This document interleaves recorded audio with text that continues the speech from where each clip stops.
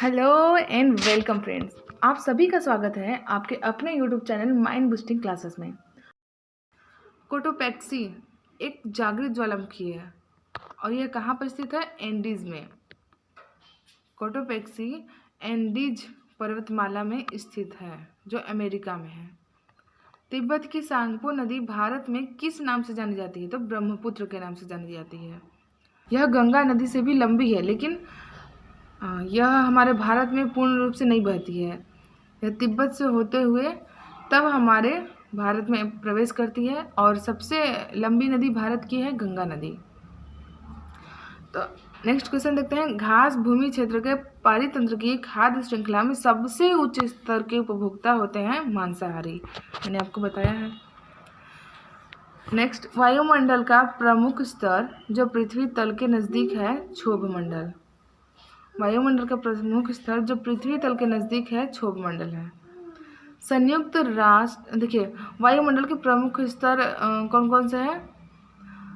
Troposphere जिसको क्षोभ मंडल बोलते हैं, स्ट्रेटोस्फियर जिसे समताप मंडल बोलते हैं, थर्ड है मीजोस्फियर जिसे मध्य मंडल बोलते हैं, फोर्थ है आयन मंडल यानी कि थर्मोस्फियर, एंड लास्ट वन है बहिर्मंडल यानी एग्जोस्फियर। वायुमंडल का प्रमुख स्तर है जो पृथ्वी तल के सबसे नज़दीक होता है वो क्षोभ मंडल होता है। एंड इसमें ही सारी घटनाएं होती है, वायुमंडल से रिलेटेड सारी घटनाएं होती हैं, जैसे बादल बनता है और बारिश होती हैं, हवाएं चलती हैं, आंधी तूफान होती हैं। ये सारे जो घटनाएं होती हैं वो क्षोभ मंडल में ही होती हैं।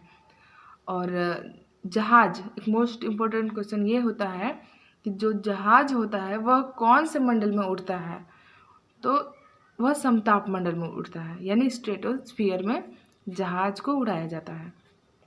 उस जहाज को उड़ाने की आदर्श स्थितियाँ समताप मंडल में प्राप्त होती हैं। नेक्स्ट क्वेश्चन देखते हैं। संयुक्त राष्ट्र सुरक्षा परिषद में कितने स्थायी सदस्य हैं? तो 5। सरिस्का राष्ट्रीय उद्यान कहाँ स्थित है? राजस्थान में।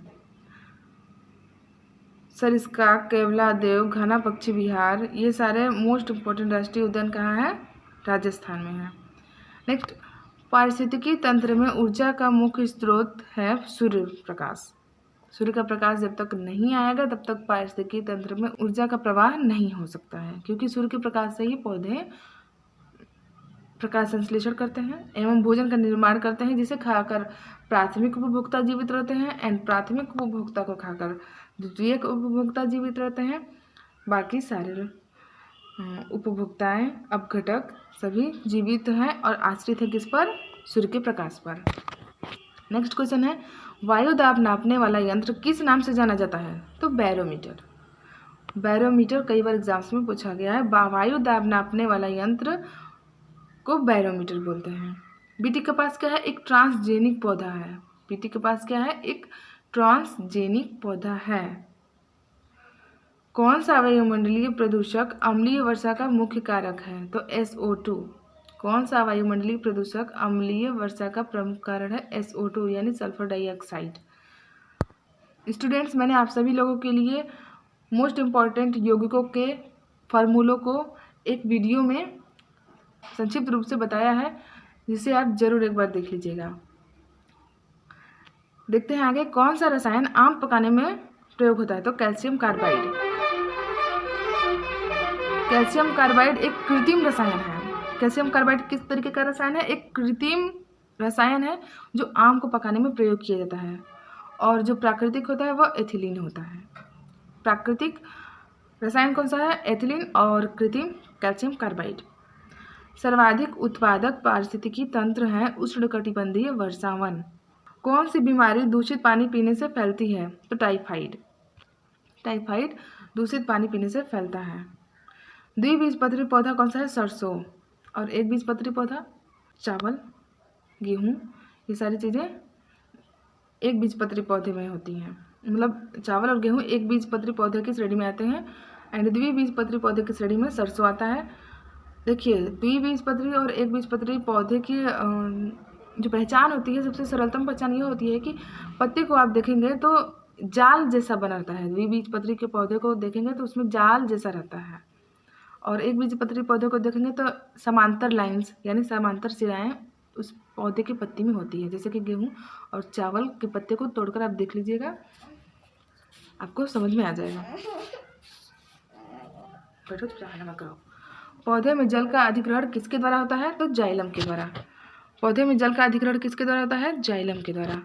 और भोजन का अधिग्रहण या परिवहन किसके द्वारा होता है? फ्लोएम के द्वारा। कौन सा प्रथम साहित्य स्रोत है? ऋग्वेद। वेद से यहाँ पर मैं आप सभी लोगों को एक जानकारी दे दूँ कि हमारे 4 वेद हैं।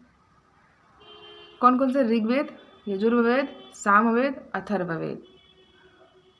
तो इन चारों में 3 वेद होते हैं ऐसे जिन्हें त्रिवेद कहा गया है, और एक वेद ऐसा है जिसे त्रिवेद की श्रेणी में नहीं रखा गया है। क्या आपको पता है? कमेंट सेक्शन में ज़रूर कमेंट कीजिएगा। नहीं पता है तो मैं बता देती हूँ कि त्रिवेद में ऋग्वेद, सामवेद, यजुर्वेद रखे गए हैं, और अथर्ववेद त्रिवेद की श्रेणी में नहीं आता है।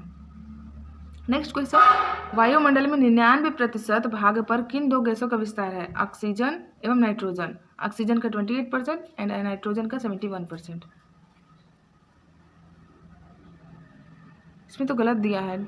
ऑक्सीजन 21% होता है, नाइट्रोजन 78% होता है।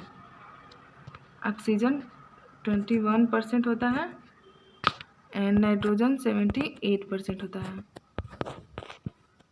यह अनावश्यक नहीं, आवश्यक होगा, इसको काटना पड़ेगा। तो स्वस्थ अस्थियों के लिए आवश्यक है कैल्शियम एवं विटामिन डी। भारत में हिमालय की सबसे ऊंची चोटी का नाम क्या है? माउंट केटू। केटू भारत में हिमालय की सबसे ऊंची चोटी है। हाँ, एवरेस्ट ऊंची है, एशिया की है, बट ये कहाँ स्थित है? नेपाल में स्थित है। और हमारे भारत की सबसे ऊंची चोटी है केटू। नेक्स्ट क्वेश्चन है,